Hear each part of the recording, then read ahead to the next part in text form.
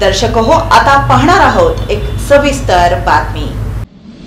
राज्य सरकार मुख्यमंत्री माझी लाडकी बहीण योजना कायम ठेवणार असून कोणाचेही पैसे परत घेणार नाही, तसंच योजनेसाठी कोणतेही नवे निकष लावणार नाही, असे स्पष्टीकरण मुख्यमंत्री देवेंद्र फडणवीस यांनी केलंय। पत्रकारांशी संवाद साधताना मुख्यमंत्री देवेंद्र फडणवीस म्हणाले, आम्ही जनतेच्या पैशाचे रक्षक आहोत, पण आम्हालाही महालेखापालांनी विचारल्यावर उत्तर द्यावं लागतं। त्यामुळे जर कोणी नियमाबाहेर जाऊन फायदा घेत असेल तर ते निश्चितच रोखलं जाईल आणि आम्ही तशा पडताळणी सुरुवात केली आहे।